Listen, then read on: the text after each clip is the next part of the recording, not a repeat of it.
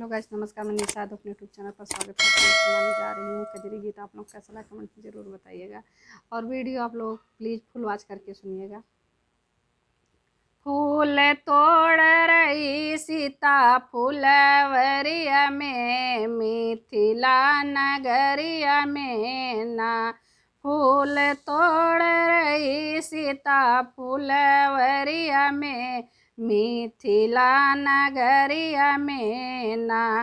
फूल खिले बेला फूल बेला से चमेला, फूल फूले आल बेला फूल बेला से चमेला। सुगर फूल फूले जनक फुलवरिया में, मिथिला नगरिया में ना। सुगर फूल फूले सुगर फूल फूले फूले जनक फुलवरिया में, मिथिला नगरिया में ना। फूल तोड़ रही सीता फुलवरिया में, मिथिला नगरिया में ना। मालिन को करती पुकारे मालिन फूल तोड़े हमारे, मालिन को करती पुकारे मालिन फूल तोड़े हमारे। कांटा चुभ गई न हमारी अंगुरिया में, मिथिला नगरिया में ना। कांटा चुभ गई न हमारी अंगुरिया में, मिथिला नगरिया में ना।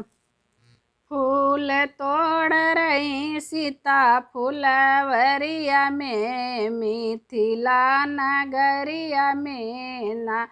फूल तोड़ रही सीता फुलवरिया में, मिथिला नगरिया में ना।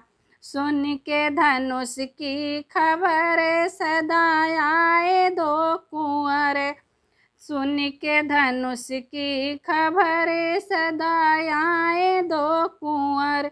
गोर गोर वाले बसे हमारी नजरिया में, मिथिला नगरिया में ना।